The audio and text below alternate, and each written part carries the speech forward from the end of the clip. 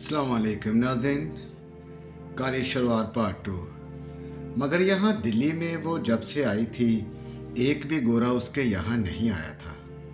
3 महीने उसको हिंदुस्तान के इस शहर में रहते हो गए थे जहाँ उसने सुना था कि बड़े लाट साहब रहते हैं जो गर्मियों में शिमला चले जाते हैं। मगर सिर्फ 6 आदमी उसके पास आए थे, सिर्फ 6, यानी महीने में 2।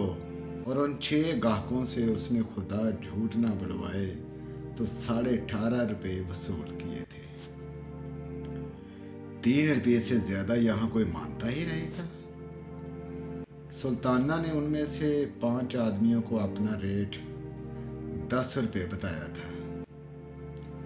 मगर तज्जुब की बात है कि उनमें से हर एक ने यही कहा था कि भाई हम 3 रुपये से 1 कौड़ी ज्यादा न देंगे। न जाने क्या बात थी कि उनमें से हर एक उसे सिर्फ 3 रुपये के काबिल समझा। चुनांचे जब छठा आया तो उसने खुद उससे कहा कि देखो मैं 3 रुपये एक टाइम के लूंगी, उससे एक धेला तुम कम खाओ तो मैं ना लूंगी। अब तुम्हारी मर्जी हो तो रहो वरना जाओ। छठे आदमी ने यह बात सुनकर तकरार न की, उसके यहाँ ठहर गया। जब दूसरे कमरे में दरवाजे बंद करके वो अपना कोट उतारने लगा तो सुल्ताना ने कहा, लाइए 1 रुपया दूध का।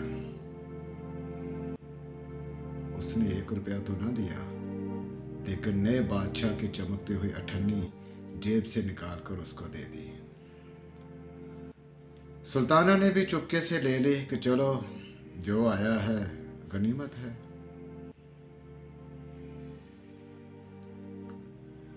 ₹18.5 3 महीनों में 20 रुपये माहवार तो इसके कोठे का किराया था, जिसको मालिक मकान अंग्रेजी जुबान में फ्लैट कहता था।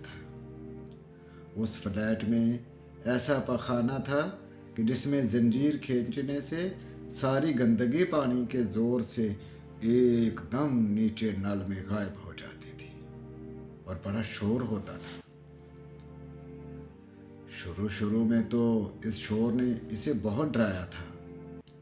पहले दिन जब वो रफ़ाए हाजत के लिए उस पखाना में गई तो उसके कमर में शिद्दत का दर्द हो रहा था। फारुग होकर जब उठने लगी तो उसने लटकी हुई जंजीर का सहारा ले लिया। उस जंजीर को देखकर उसने ख्याल किया कि चूंकि यह मकान खास हम लोगों की रिहाइश के लिए तैयार किया गया है, ये जंजीर इसलिए लगाई गई है कि उठते वक्त तकलीफ ना हो और सहारा मिल जाया करे।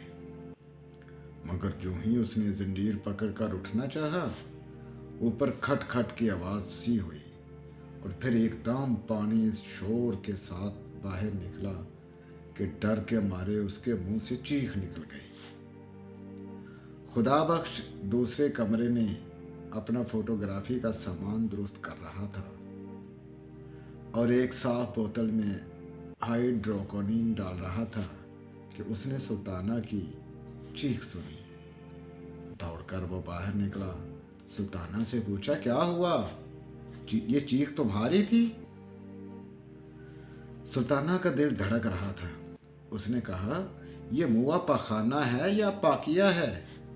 बीच में ये रेलगाड़ियों की तरह जंजीर क्या लगा रखी है?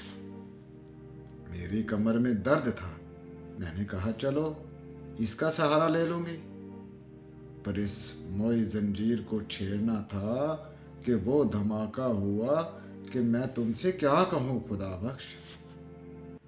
इस पर खुदा बख्श बहुत हंसा था।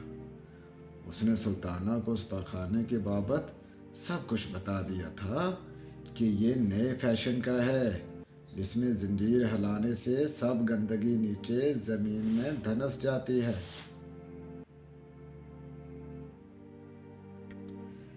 नाजरीन जुड़े रहिए हमारे साथ पार्ट 3 के लिए। काली शलवार पार्ट 3 इसके बाद आएगा। वीडियो अच्छी लगे तो उस चैनल सब्सक्राइब कर दें।